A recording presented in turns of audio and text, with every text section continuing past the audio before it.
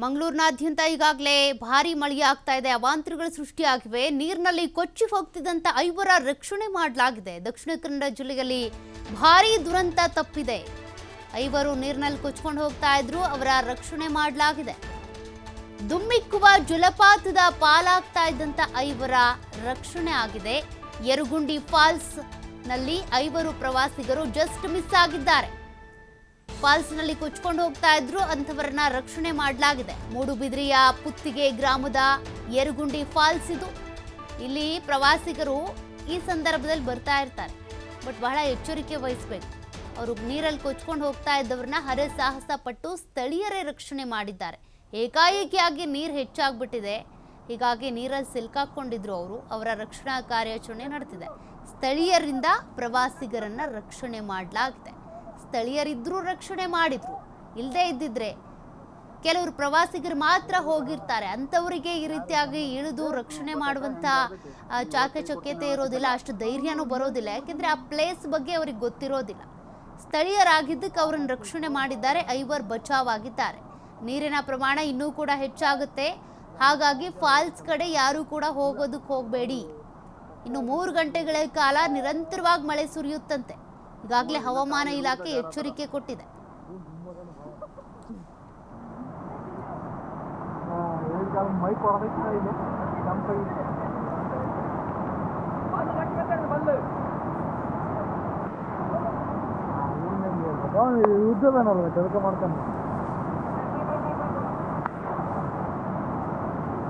ಆಗ್ಯಾನಲ್ಲ ಅಂತ ಅಲ್ಲಿ ಇಟ್ಟಿದ್ರೆ ಐತೆ ಹಿಂಗೆ ಆಗಿತ್ತು ಬರುತ್ತೆ.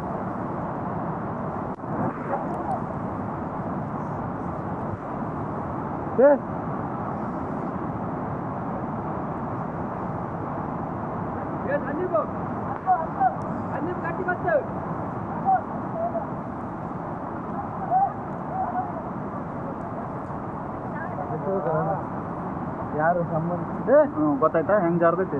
ನೀವು ಹೋಗಿ ಕೈ ಕೊಡ್ತೀನಿ ಅನ್ನತ್ತಿದ್ದಿಲ್ಲ. ಅವನು ಏನಕ್ಕೆ ಹೆಂಗ್ ಮಾಡ್ತಾನೆ? ಡೀಟೇಲ್ಸ್ ಕೊಡ್ತಾರೆ ಪ್ರತಿನಿಧಿ ಆದಿತ್ಯ, ನೀವೀಗಾಗಲೇ ಹೇಳ್ತಾ ಇದ್ರಿ ಎಲ್ಲೆಲ್ಲಿ ಜಲಾವೃತ ಆಗಿದೆ, ಮುಳುಗಡೆ ಆಗ್ತಾ ಇದೆ ಅಂತ. ಮತ್ತೊಂದು ಕಡೆ ಯರಗುಂಡಿ ಫಾಲ್ಸ್ ನಲ್ಲಿ ನೀರಿನ ಪ್ರಮಾಣ ಹೆಚ್ಚಾಗಿದೆ. ಐವರು ಕೊಚ್ಚೋಗ್ತಾ ಇದ್ದದನ್ನ ತಪ್ಪಿಸಿದ್ದಾರೆ. ಸ್ಥಳೀಯರೇ ರಕ್ಷಣೆ ಮಾಡಿದ್ದಾರೆ. ಇದ್ರ ಬಗ್ಗೆ ಡೀಟೇಲ್ಸ್ ಕೊಡೋದಾದ್ರೆ? ಹೌದು ಸೌಖ್ಯ. ಯಾಕಂದ್ರೆ ನಾನು ಆಗ್ಲೂ ಹೇಳ್ತಾ ಇದ್ದೆ, ಪ್ರವಾಸಿಗರಿಗೆ ಈ ಬಗ್ಗೆ ಮಾಹಿತಿ ಇರೋದಿಲ್ಲ. ಕೆಲವೊಂದಿಷ್ಟು ಜನ ಸ್ಥಳೀಯರಾಗಿದ್ರು ಕೂಡ ಒಂದು ಹುಚ್ಚಾಟವನ್ನ ಮಾಡೋದಕ್ಕೆ ಹೋಗ್ತಾರೆ. ಈ ಜಲಪಾತಗಳ ಹತ್ರ ಹೋಗೋದು, ಸಮುದ್ರದ ಹತ್ರ ಹೋಗೋದು. ಇದೇ ತರ ಇವತ್ತು ಮಂಗಳೂರಿನ ಒಂದು ಮೂಡುಬಿದ್ರಿಯಲ್ಲೂ ಇದೇ ಘಟನೆ ನಡೆದಿದೆ. ಪುತ್ತಿಗೆಯ ಗ್ರಾಮ ಏನಿದೆ ಅಲ್ಲಿನ ಯರಗುಂಡಿ ಫಾಲ್ಸ್ ನಲ್ಲಿ ಘಟನೆ ನಡೆದಿದೆ. ಈ ಜಲಪಾತಕ್ಕೆ ಹೋಗಿ ನೀರಿನಲ್ಲಿ ಕೊಚ್ಚಿಕೊಂಡು ಹೋಗ್ತಾ ಇದ್ದಂತ ಐವರನ್ನ ಜನ ರಕ್ಷಣೆ ಮಾಡಿದ್ದಾರೆ. ಇನ್ನೇನ್ ಸ್ವಲ್ಪ ಹೊತ್ತಲ್ಲಿ ಸ್ಥಳೀಯರು ಹೋಗದೆ ಇದ್ದಿದ್ರೆ ಇವರು ನೀರ್ಪಾಲಾಗ್ತಾ ಇದ್ರು.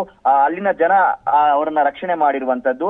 ಇವರಿಗೆ ಗೊತ್ತಿರ್ಲಿಲ್ಲ. ಅಂದ್ರೆ ಏಕಾಏಕಿ ಮಳೆ ಆದ ಸಂದರ್ಭ, ಘಟ್ಟ ಪ್ರದೇಶದಲ್ಲಿ ಮಳೆ ಆದ ಸಂದರ್ಭ ಇಲ್ಲಿನ ನದಿಗಳು ಒಮ್ಮೆಲೆ ಉಕ್ಕಿ ಹರಿಯುತ್ತೆ. ಜನರಿಗೆ ಈ ಬಗ್ಗೆ ಗಮನ ಇರೋದಿಲ್ಲ. ನೀರು ಕಮ್ಮಿ ಇದೆ ಅಂತ ಒಮ್ಮೆ ಇಳಿತಾರೆ. ಆದ್ರೆ ಒಮ್ಮೆ ಘಟ್ಟ ಪ್ರದೇಶದಲ್ಲಿ ಮಳೆ ಬಂದ್ರೆ ಇಲ್ಲಿ ಏಕಾಏಕಿ ನೀರು ಹರಿಯುತ್ತೆ. ಇದೇ ತರ ಅಲ್ಲೂ ಕೂಡ ವಾತಾವರಣ ನಿರ್ಮಾಣ ಆಗಿತ್ತು.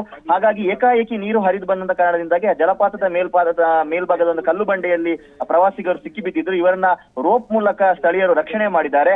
ಸ್ಥಳೀಯರು ಕೂಡ ಇವ್ರು ಹೋಗುವಾಗಲೇ ಅವ್ರಿಗೆ ಹೇಳಿದ್ರಂತೆ, ಇಲ್ಲಿಗೆ ಹೋಗ್ಬೇಡಿ, ಒಂಥರ ಅಪಾಯ ಇದೆ, ಪ್ರತಿ ಮಳೆಗಾಲದಲ್ಲಿ ಇದು ಮುಳುಗಡೆ ಆಗುತ್ತೆ ಮತ್ತು ಘಟ್ಟದಿಂದ ಯಾವ ಸಮಯದಲ್ಲಿ ನೀರು ಹರಿದು ಬರುತ್ತೆ ಅಂತ ಹೇಳೋದಿಕ್ ಸಾಧ್ಯ ಇಲ್ಲ ಅಂತ ಹೇಳಿದ್ರು ಕೂಡ ಅದನ್ನು ಲೆಕ್ಕಿಸದೆ ಪ್ರವಾಸಿಗರು ಹೋಗಿದ್ರು. ಸದ್ಯ ಇವರ ಅದೃಷ್ಟದಿಂದ ಇವರು ಬಚಾವಾಗಿದ್ದಾರೆ. ಇದು ಮುಂದೆ ಎಲ್ಲ ಪ್ರವಾಸಿಗರು ಕೂಡ ಒಂದು ರೀತಿಯ ಪಾಠವೂ ಹೌದು ಸೌಖ್ಯ. ಓಕೆ, ಥ್ಯಾಂಕ್ ಯು ಆದಿತ್ಯ ಮಾಹಿತಿಗೆ. ನೋಡಿ, ಫಾಲ್ಸ್ಗಳಿಗೆ ಹೋಗೋರೇನೋ ಫ್ರೆಂಡ್ಸ್ನ ಅಥವಾ ಫ್ಯಾಮಿಲಿಯನ್ನ ಸೇರಿಸ್ಕೊಂಡು ಹೋಗ್ಬಿಡ್ತೀರಾ. ಆದರೆ ಈ ರೀತಿ ಅಪಾಯ ಎದುರಾದಂಥ ಸಂದರ್ಭದಲ್ಲಿ ನಿಮ್ಮನ್ನು ಯಾರು ಕಾಪಾಡ್ತಾರೆ? ಅಲ್ಲೇನೋ ಸ್ಥಳೀಯರಿದ್ರೂ ಅವರಿಗೆ ಆ ಸ್ಥಳದ ಬಗ್ಗೆ ಗೊತ್ತಿರುತ್ತೆ, ಎಲ್ಲ ಆಳ ಅಗಲ, ಜೊತೆಗೆ ನೀರಿನ ಪ್ರಮಾಣ ಯಾವಾಗ ಹೆಚ್ಚಾಗುತ್ತೆ ಅಂತ ಗೊತ್ತಿರುತ್ತೆ. ಅವರು ಕಾಪಾಡಿದ್ದಾರೆ. ಬಟ್ ಎಚ್ಚರಿಕೆ ವಹಿಸಬೇಕು. ಇಂಥ ಸಂದರ್ಭದಲ್ಲಿ ಫಾಲ್ಸ್ಗಳಿಗೆ ಭೇಟಿ ಕೊಡೋದು ಸರಿಯಲ್ಲ.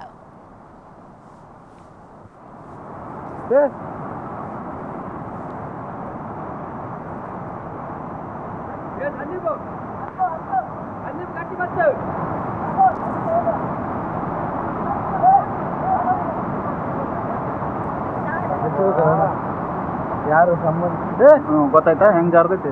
ನೀವು ಹೋಗಿ ಕೈ ಕೊಡ್ತೀನಿ ಅನ್ನತ್ತಿದ್ದಿಲ್ಲ. ಅವನು ಏನಕ್ಕೆ ಹೆಂಗ್ ಮಾಡ್ತಾನೆ?